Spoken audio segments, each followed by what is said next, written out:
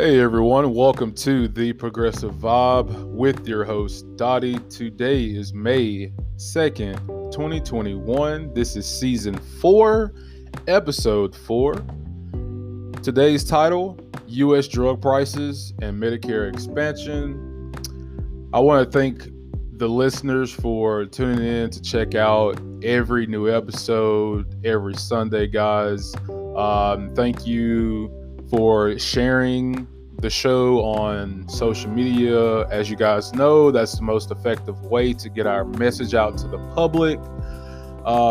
In today's episode, we're going to be talking about briefly about Biden's address that he had Wednesday. And we're also going to get into two articles, one from the Fiscal Times that reads U.S. drug prices 2 to 4 times higher than any other rich country.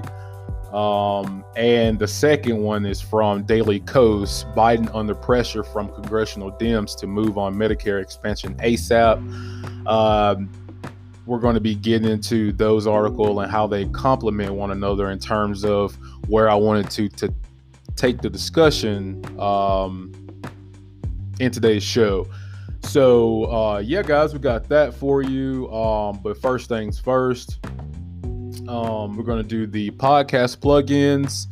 And the first one and only one is WordPress.com. So if you want to turn your podcast into a blog to help grow your audience, WordPress.com is the place to do it.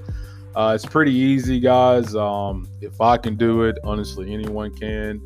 I will attach the link in this episode so you guys can check it out if you like.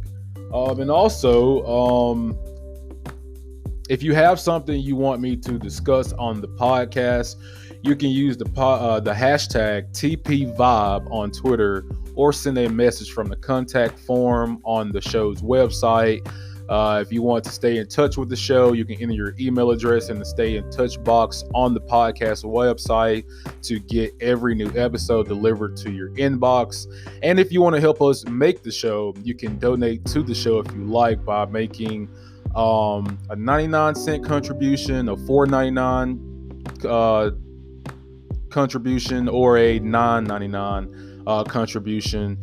You can do all of this at the website The Progressive Vibe 184-970-366.wordpress.com. Again, that's The Progressive Vibe 184-970-366.wordpress.com. Update on the YouTube channel before we get into today's main show. It's still in the works. It should be coming hopefully sooner rather than later, guys, but it is still in the works. I have a little bit more things to do before I start posting those to the YouTube channel. And also, I'm going to be getting a easier website address for the podcast, so you guys can just remember it without all the numbers and everything. I have a buddy of mine that helped me out and gave me some more insight on what would be the best way to do that. And since I have accumulated that information, hopefully I will be making that announcement next week sometimes, the new address for the website. So plenty to look forward to, guys, things to do as always. But on that note, guys, we're going to get into today's show.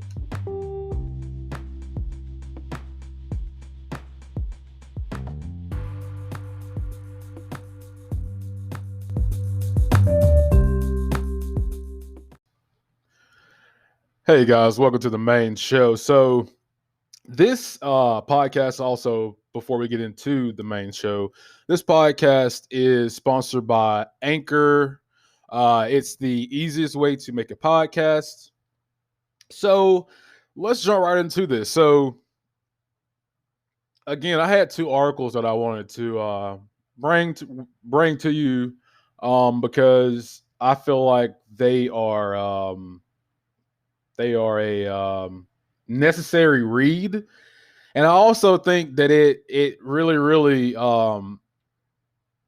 highlights the um, current dilemma that we're in with um, with Biden's administration. And I just want to note Biden is doing a better job than the previous administration in handling um, the ins and outs of government, in my opinion. Obviously, I wanted Bernie Sanders to win the presidency, and unfortunately, he didn't. So Biden nor Trump was my picks, but I voted for Biden because I just thought that he was a more competent president, or could be a more competent president. And he ended up winning the presidency, and Wednesday was his 100th day in office, so he gave this address. And I wanted to briefly share my thoughts on his address. On a scale of 1 to 10, I thought it was about a 6 because it's stuff that I've already heard him say previously, but when are we going to have this stuff implemented? And he talked about the American Families Plan. He made 2 years of pre-K affordable. So, if you have a kid, you're going to get 2 years of pre-K uh, uh, for free, which is a good step. He also made 2 years of community college free. These are his proposals. And to me, all it says is he's just nitpicking around him and his administration is nitpicking around the edges instead of actually tackling the more obvious direct problem, which is making public college, and community college tuition free. Not just 2 years, but all 4 years. And could also go further in the pre-K plan. But again, all of these things are good things, and it's moving to the right thing. It just doesn't go further enough, in my estimation. And I think the American people know that. Honestly, I think Biden and his administration knows that too. But it's only so far that their donors seem to let them go. That's just me on the outside looking in from it. You can say all the right things, but when you still don't implement them, that makes you just as complicit as, say, to the Republicans. I mean, the Republicans are obviously against all these measures that Biden and the Democrats are proposing. It's no shock. But at least they're willing to say what they aren't going to do, and and actually hold their word to it. Where you have the Democrats, not all, but still the majority of Democrats still say all these things, all the right things, but they don't vote to implement them. Why? It's because they're corrupt. It's either because they have a financial motive. Um, it's either because their donors won't allow them to go that far, or it's all three. That's just my take from it. And you can't have a progressive government if the government doesn't do the work to become progressive. And Biden, with these extended child tax credits, I think he extended them for 5 years, which is good, but he kicked the can down the road. Instead of just making them permanent, he just did it for 5 years. Again, it's nitpicking around the edges. In the address, he touted that the child tax credit over the next 5 years is going to cut child poverty in half, which is a good thing. I'm not against cutting child poverty, but if you're going to cut half of it, why not just end it all together? If you have the power to cut it in half, why not just cut it all together? That's my thing. So, again, it really wasn't anything explosive that he said in an address that um stuck out to me. It wasn't anything in the address that he said that was beyond crazy. It was just a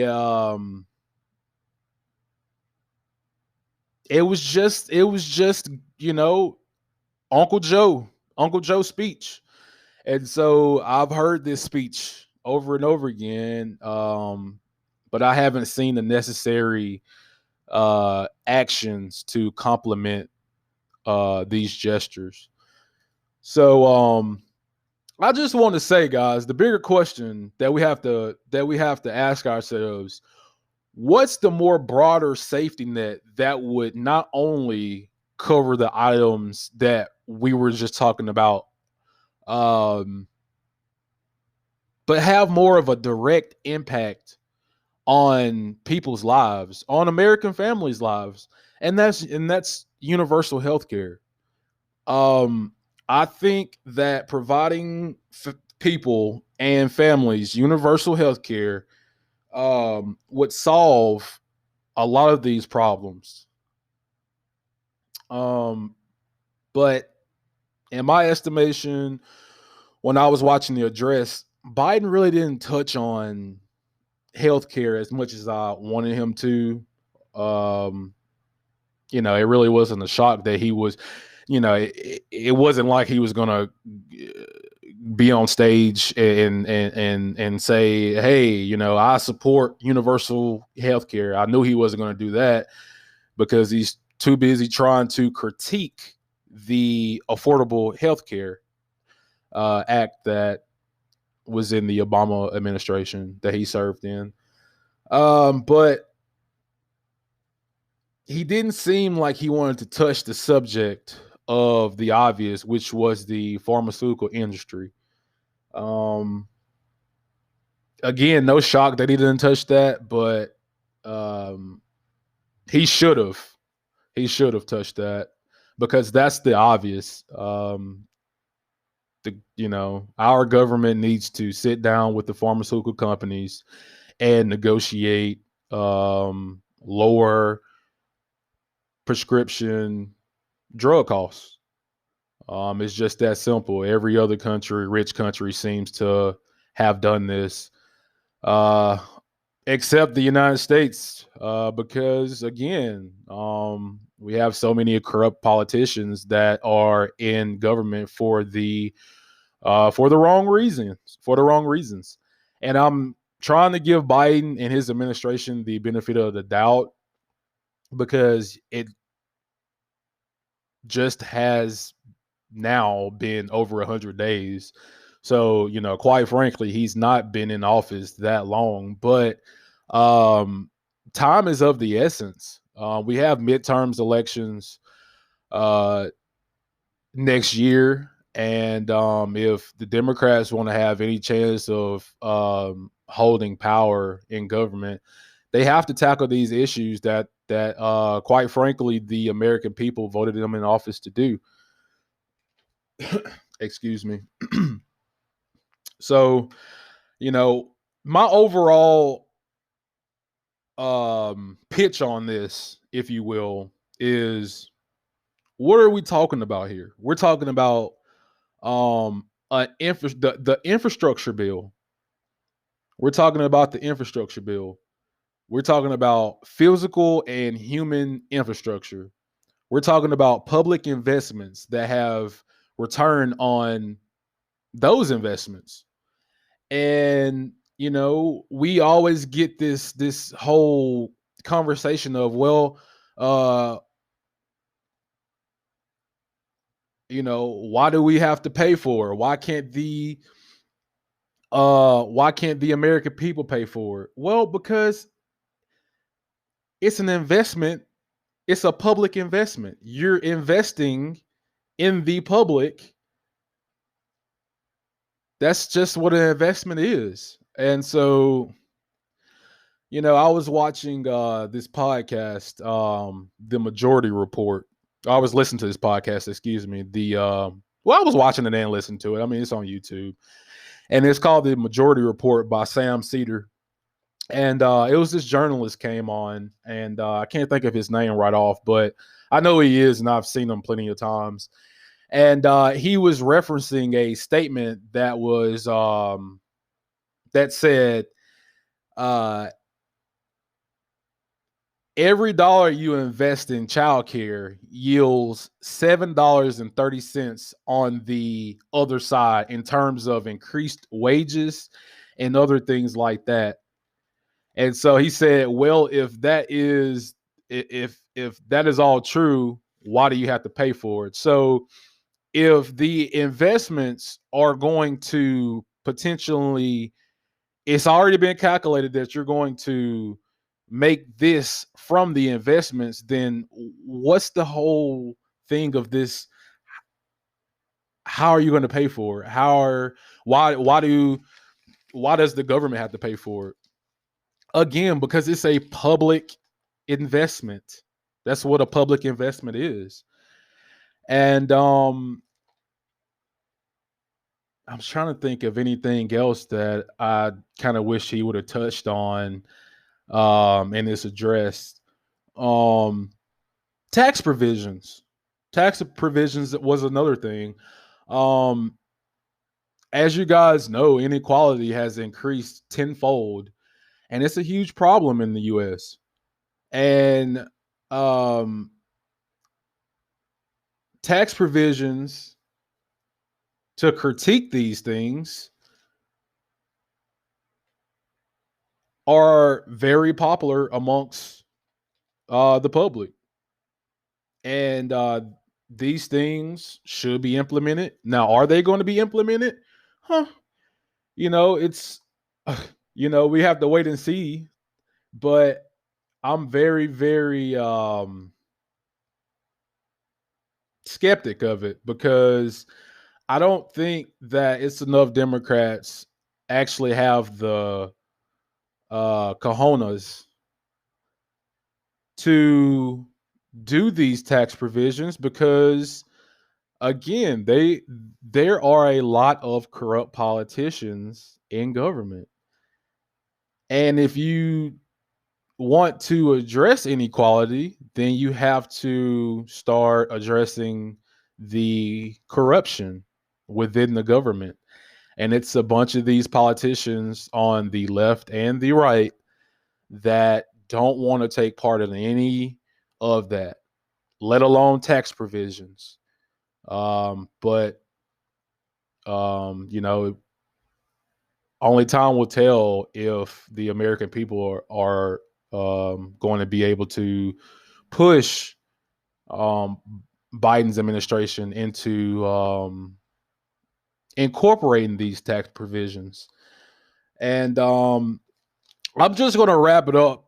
The brief that turned into a long discussion about Biden's address.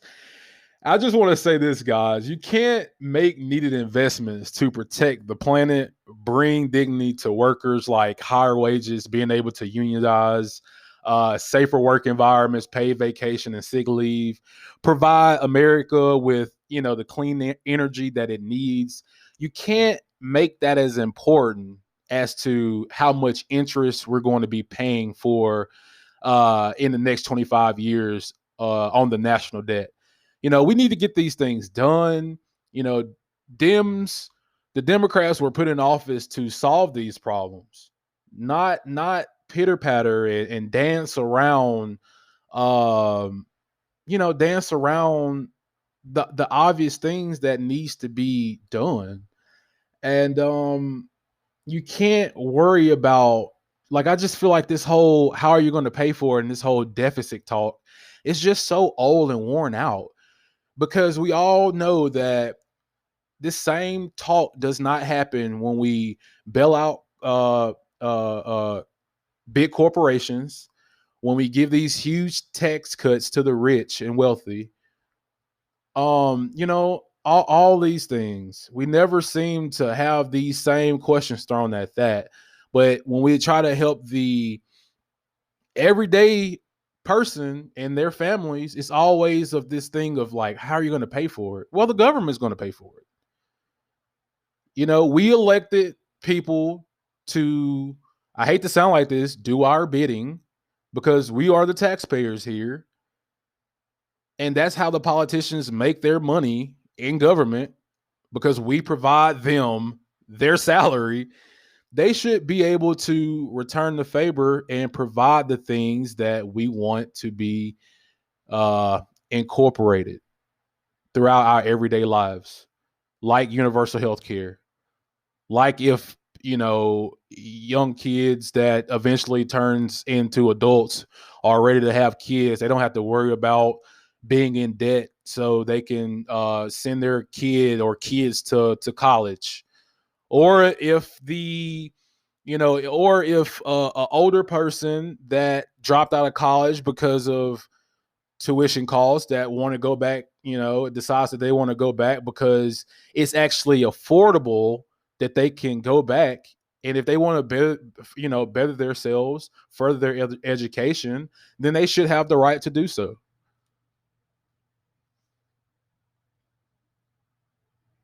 So it just seems like there's two sets of problems. What material benefits are we going to provide to the American public?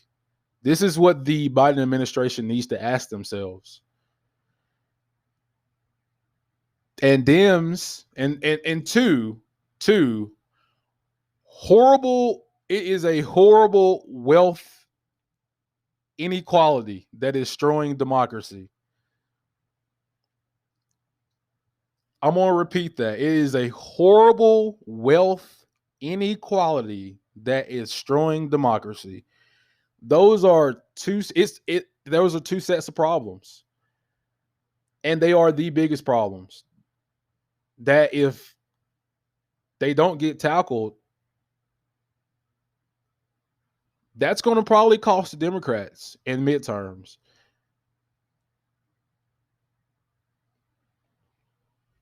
I just wanted to get that off my chest, guys, and give you my take from his address, because again, 6 out of 10, got to do better. Got to do better. Got to be more progressive. Got to be more bolder in some of these approaches. You can't be nervous about what the opposition thinks. You're the one in power. The polls are on your side, so take advantage of that. But guys, we have to take a quick break. I actually ran it for way too long. When we come back, I'm going to read you guys this Fiscal Times article and share my thoughts on that. So stay tuned, guys, and we'll be right back. Hey, guys, welcome back from the break. This episode is sponsored by Anchor, the easiest way to make a podcast. So let's get right into this first article that I have for you guys. Again, this article honestly plays in hand to what my thoughts were with the Biden address, and it's going to go hand in hand with the second article that I have for you guys. So honestly, I'm going to be reiterating a lot of things that I said on my thoughts about the Biden address, because again, to me, they just go hand in hand. So let's get into this article. So this article is from the Fiscal Times, and it reads: U.S. drug prices 2 to 4 times higher than in other rich countries. A new Government analysis commissioned by Senator Bernie Sanders finds that the United States pays more than 2 to 4 times as much for certain prescription drugs as other wealthy countries. The report from GAO, I'm going to let you guys know what GAO means after I get done reading this article. The report looked at prices for 20 brand name drugs in the US, Australia, Canada, and France.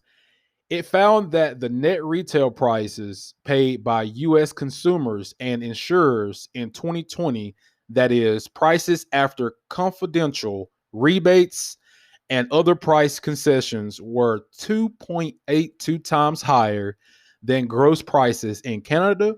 It was 4.25 times higher than gross prices in Australia, and it was 4.36 times higher than gross prices in France.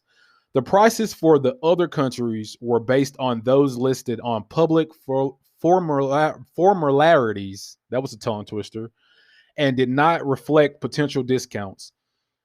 As a result, the report notes the actual differences between US prices and those of the other countries were likely larger than GAO estimates. The report also notes that the United States is the only one of the 4 countries in the analysis that does not have an overarching national pricing strategy for prescription drugs, although some of its publicly funded coverage, such as Medicaid and the Department of Veterans Affairs, Veteran Administration, use pricing strategies. It goes on to say, Sanders said in a statement that the report confirmed that the U.S. needs to act now to lower drug prices. Sanders says, quote, this important GAO study confirms that we already know the pharmaceutical industry is ripping off the American people. The time is long overdue for the United States to do what every major country on earth does: negotiate with the pharmaceutical companies to lower the outrageous price of prescription drugs. I would urge the president to put this proposal in the American Families Plan and use the savings to expand and improve Medicare for older Americans, end quote. It goes on to say, but while Sanders, Democrats, and activists have pursued or pressured President Biden to include drug pricing measures in the American Families Plan being rolled out, the White House decided to leave out such proposals, including having the federal government directly negotiate prices, lowering the Medicare eligibility age, and capping drug costs for seniors. So that was it for Article 1. I will again attach the link of this article so you guys can check it out. But I'm going to give my takeaway of this article, and I feel as I felt in my statement and thoughts in the previous segment about, the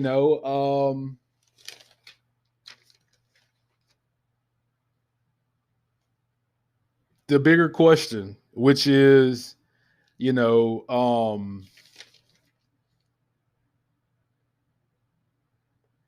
you can't make needed investments to protect the planet, to provide and bring dignity to workers, safer work environments, provide America with clean energy. You can't do these things if you're worried about a deficit spending. So the drug prices, the lower drug prices, the universal health care, all these things tie into the bigger picture. And the Biden administration are leaving out these proposals. Why? Seems like to me they can only go as far as their donors allow them to go. Um, that's just my takeaway from why they didn't incorporate those easy, popular proposals. Um, and again, I'm going to just reiterate what I said in the last segment. It just seems like the Biden administration are doing these half approach measures, maybe because they're trying to show compromise to the other side, to the Republicans. Maybe it's because of their donors. Maybe it's both. Um, but the thing that needs to happen is, like, again, every other major rich country, they need to negotiate with the pharmaceutical companies to lower the cost of prescription drugs. We can at least do the bare minimum in that to expand and improve Medicare for older Americans. We can at least do the bare minimum in that. And it's sad because as of right now, they're not even willing to do that. And why? It's only a few possibilities, and those are the ones that I just named. I mean, um, they're not going full force because they're trying to uh, get bipartisanship and compromise to the other side, even though the other side has voted against uh, all of Biden's measures. So I don't know why he still continues to look for this quote unquote compromise. But maybe it's the donors who have funded his campaign, and it's not just Biden. It's other people like Joe Manchin. You know, everybody should already know the story in between Joe Manchin. I mean, he's always this he's always the senator that seems to hold up the progress that America needs when it comes to you know enacting these proposals. Maybe he's embedded with the corruption, meaning maybe that he's taking money from pharmaceutical companies that's funding his campaigns. I don't know, but it's a reason why he's opposed to it. It's a reason why the Biden administration is opposed to it. And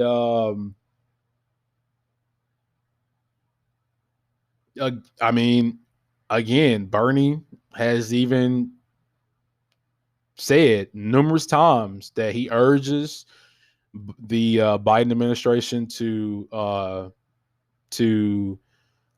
set forth these said proposals that they decided to leave out because again, it's just vastly popular with the American people, and you're just kind of shooting yourself in the political foot, if you will, if you don't support and enact these measures. I just don't know what the Biden administration is doing. But what do you guys think? Are you guys fine with these half approach measures? Do you think that he's going to eventually incorporate these proposals that are vastly popular with the American people? Do you think he's going to finally incorporate that within his administration? Do you think he needs to? These are all questions that I have, personally, because I'm just curious to see as the end of the year approaches, because it's already May and midterms is next year. Are the Democrats willing to take lead from their progressive caucus? That's my question. But when we come back, guys, we're going to have the social media break. So stay tuned. We're going to have that, and we're going to have that second article that I have for you guys. Stick around.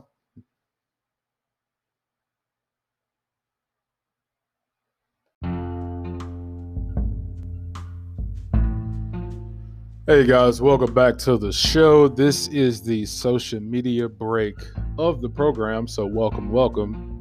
In the previous segment, I was going to let you guys know what the abbreviation GAO stood for. It actually slipped my mind and I forgot. So now that we're back from break, let me tell you what GAO stands for, because I feel like it is significant to what we were talking about in the previous segment. So GAO stands for Government Accountability Office. GAO is a U.S. government department that examines how public money is spent and how well government programs are working. So a little bit more context. The GAO has issued reports describing how government systems are vulnerable to hackers who want to change data and potentially commit fraud. So I just wanted to give you guys a little bit more context on what GAO stood for.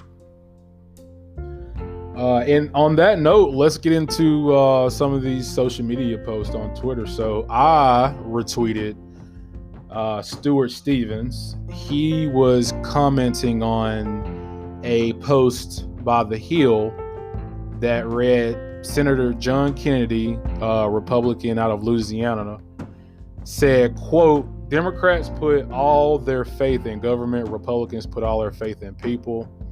Stuart Stevens responded, Louisiana gets about 40% of its budget from federal government. So kind of hypocritical for Senator John Kennedy to be talking about how Democrats put all their faith in government when 40% of its budget in the state of Louisiana comes from the federal government.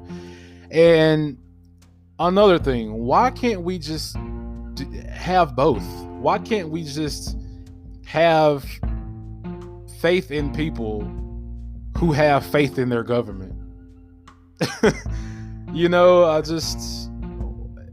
Again, it's just like this nonsensical stuff to keep people divided without actually solving the problems that we need to be solved. Let's go on to another one, guys. This is from Robert Rach off of Twitter. He says, call me a radical lefty, but I think the minimum wage should provide a living wage. Totally agree. I don't even think at this point that that's like a radical lefty thing. The vast majority of people in this country feels like the minimum wage should rise to at least $15. Again, $15 is the floor. It is definitely not the ceiling. If you guys didn't know or not, as I've said in other previous episodes of the podcast, if we would have kept up with inflation, people at their jobs, fast food, retail, no matter, would at least be making $23, $24, in some cases $25 dollars an hour if we would have kept up with the rate of inflation. So $15 an hour is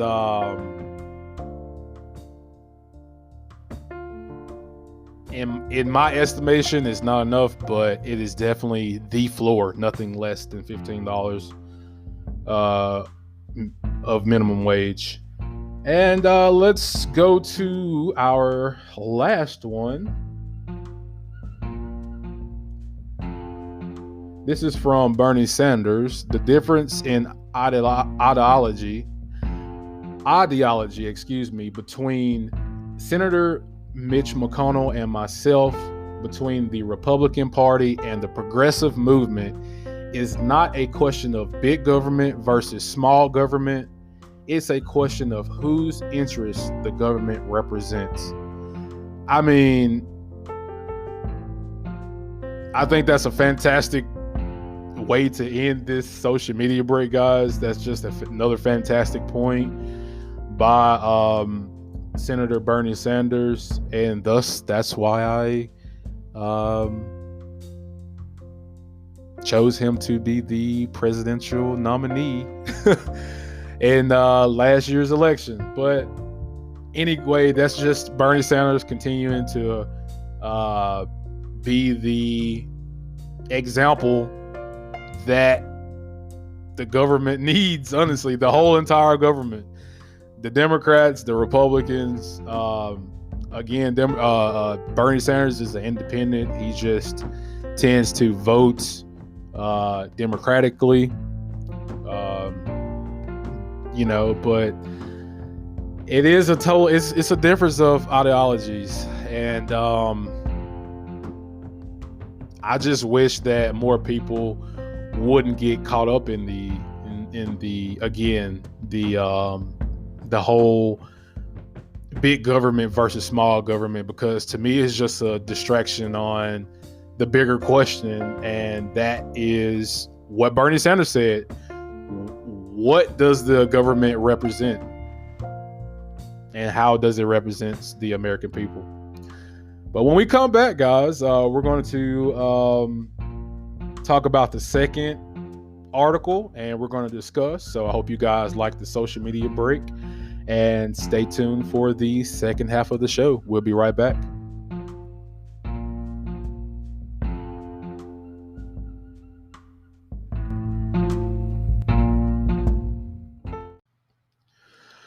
Hey guys, welcome back to the show. This is the second half. So before we get into the second half, this show is sponsored by Anchor, the easiest way to make a podcast.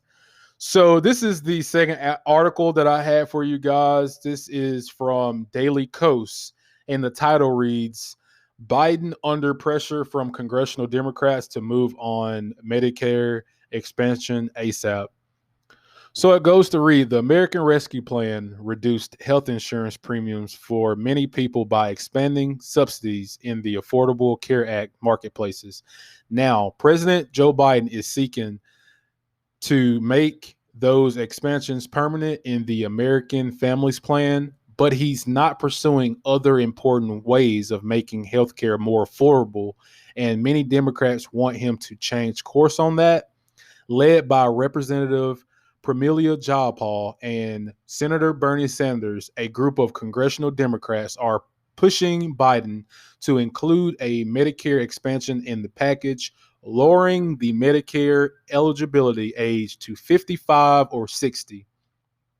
Additionally, they want dental, vision, and hearing coverage covered by Medicare, and they want the government to negotiate prescription drug prices.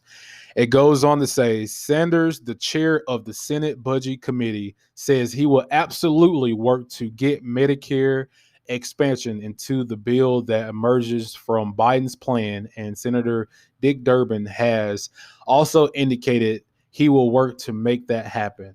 On the other hand, quote, no, I'm not for it, period, end quote, is the position of Senator Joe Manchin, the 50th Democratic vote.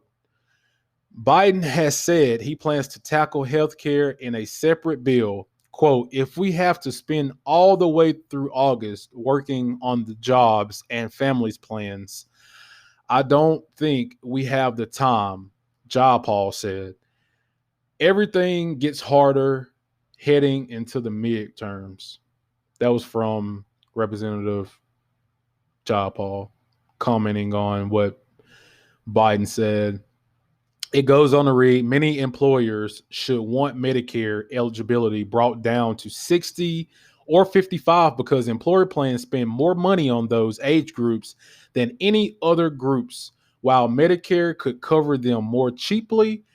Quote, if everyone 60 to 64 who is enrolled in large employer plans switch to Medicare, employer plan costs would drop by 15%, a KFF analysis found. And if everyone 55 to 64 left their employer plans, the cost would decrease by 30%. And if all adults 50 to 64 left, costs would decrease by 43%. Granted, some people in those age group might stick with their employer provided coverage, so the cost would not fall by that much, but the possibility is there.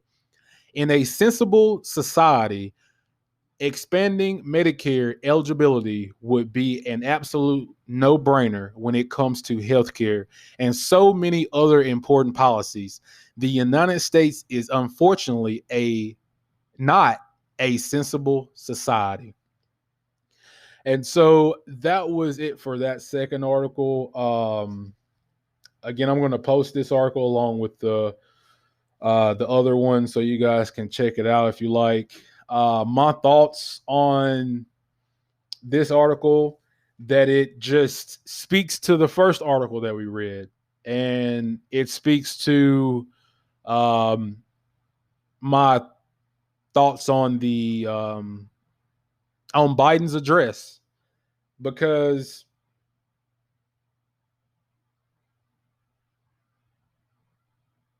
you have to tackle these issues. You just have to tackle these issues. You can't try to beat around the bushes on expanding Medicaid when it's vastly popular amongst the public. If it's vastly popular amongst the public, just expand Medicaid.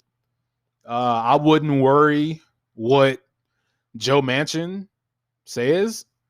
If I was Joe Biden, I would whip him, metaphorically speaking, into political shape, because he could be the Democrat that holds up the expansion of Medicaid. And again, it's a bare minimum bar that we're meeting here. We're talking about dropping the age to 60 to 60 or 55.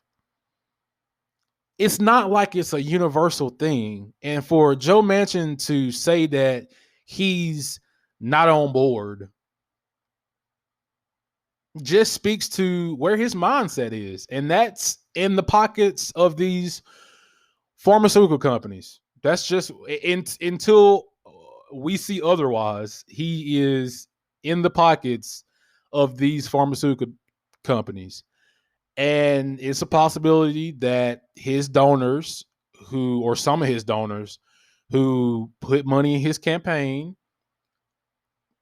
are telling him not to vote in favor of Medicare expansion because it will hurt the pharmaceutical companies' profits. That's just where my mindset goes on Joe Manchin. And Joe Manchin was opposed to raising the $15 minimum wage. You know, Joe Manchin's name is starting to come up often, and not in a good way. It's seeming like he's in opposition of what the entirety of the Democratic uh, Party wants.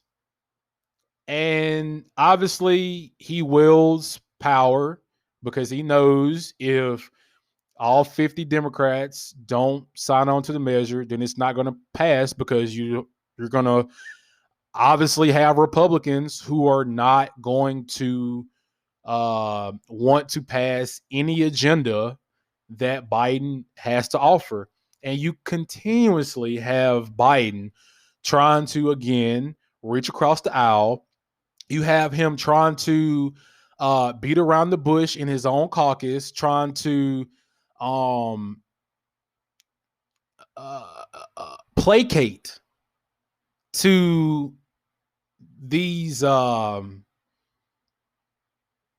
these gestures that Senator Joe Manchin is doing. And I mean, we've already heard that, Joe Biden and Joe Manchin are really, really good friends. And a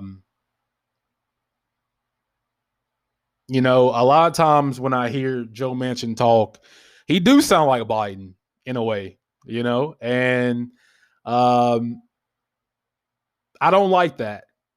I don't like that because I don't have a problem with Joe Biden. I don't have a problem with Joe Manchin until they hold up the necessary things that the American people want.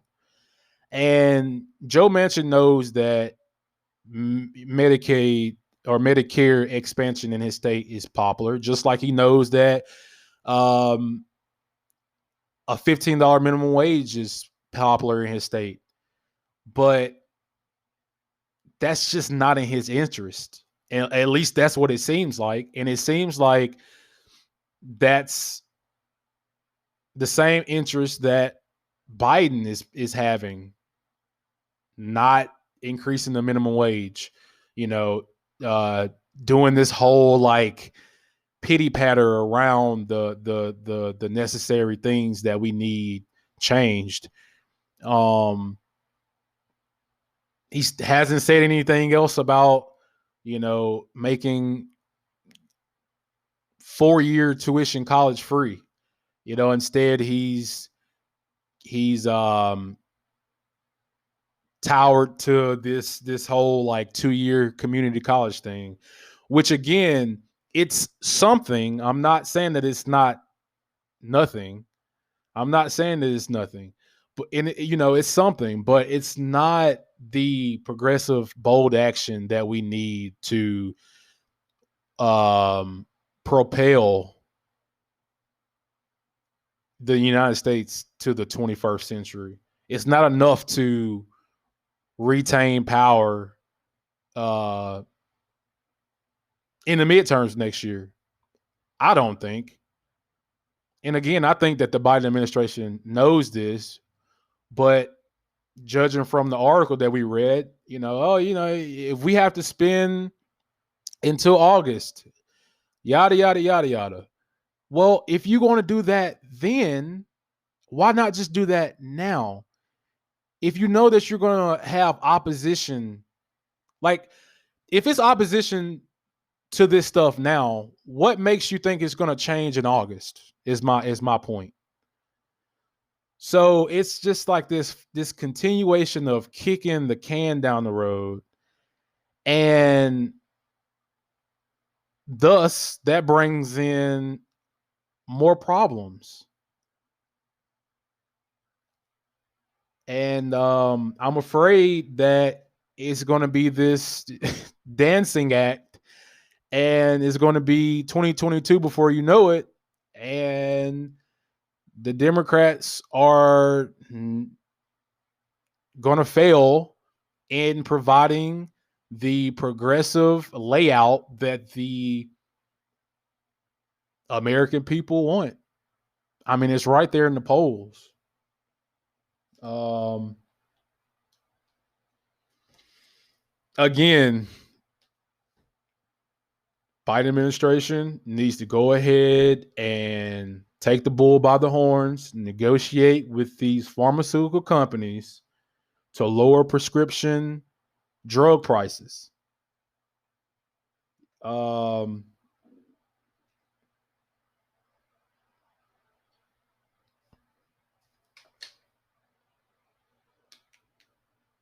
I'm trying to think of anything else that I wanted to tell you guys.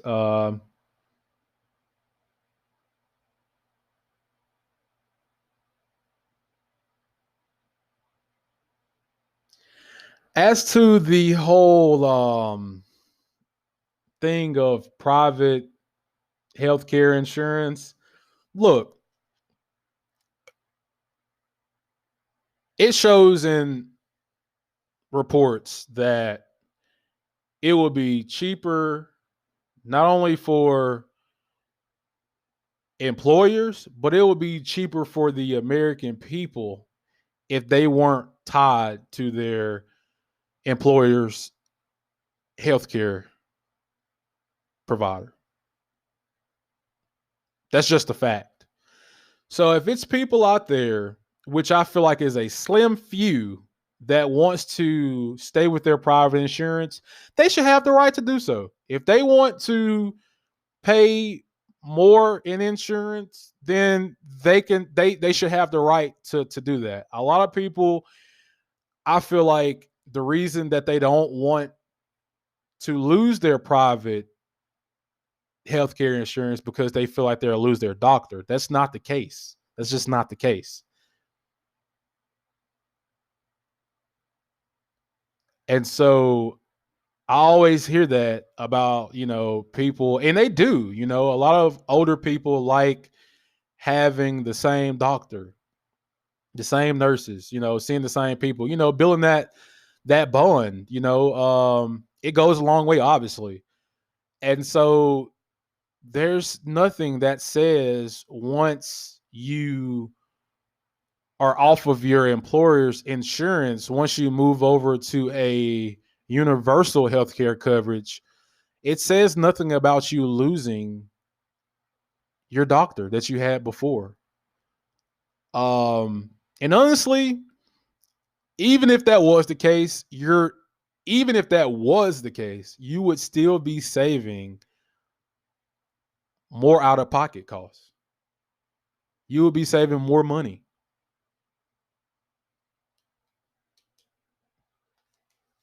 But again, if people want to stay with their private insurers, then they should have the right to do so. Just like if people want to go to a plan that provides them universal health care coverage, they should have the right to do so.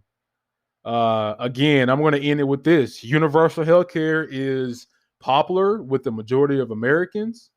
So we have to ask ourselves, are there financial and corrupt, motives that play a part in us not achieving the achievable goal? And I think the answer is yes. I think that there are corrupt politicians. I think that there are people that are in these positions of power that have financial motives that are keeping us from achieving the overall goal that the American people want. And that's the problem. But when we come back, guys, we're going to close out the show. That was a very, very interesting show, and a couple of articles that we shared. And I'm eager to hear what you guys think about all of this. But stay tuned, guys. Once we come back, we're going to wrap up today's episode.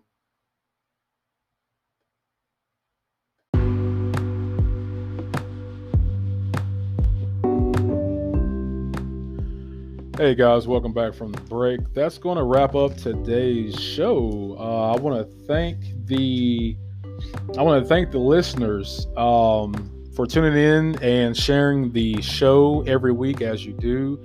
It is much appreciated, and just all the recognition and love and again, appreciation goes to you guys. If it wasn't for the listeners sharing the show and tuning in, there would be no podcast. So I always want to show love to the listeners from within the United States to the international support that we have on the show. Just thank you. You can catch the show every Sunday at 4 p.m., maybe a little after 4 p.m., but every Sunday you can catch the show. Also, the Progressive Vibe is working on a YouTube channel. So we're going to have that for you guys very soon. Also, we're going to have a new, easier website address for my sanity and for you guys' sanity because it is very, very long. So that's hopefully going to be coming next week, hopefully. So that's also in the works. But until then, if you have something you want me to discuss on the show, you can use the hashtag TPVibe, that's TPVIBE on Twitter, or send a message from the contact form on the show's website. If you want to stay in touch with the show, you can enter your email address in the Stay in Touch box on the podcast website to get every new episode delivered to your inbox. And last but not least, if you want to help us make the show, you can donate to the show. You will help us by doing that. You will help us make stories matter. Again, you can do all of this on the podcast website at theprogressivevibe1849703666.wordpress.com. Again, that's theprogressivevibe1849703666.wordpress.com. And again, hopefully that's the last time I will be saying this long address for you guys. And on that note, guys, I hope everyone have a great week, and stay positive, stay progressive, stay safe. Love you guys. We will see you next Sunday. Peace out.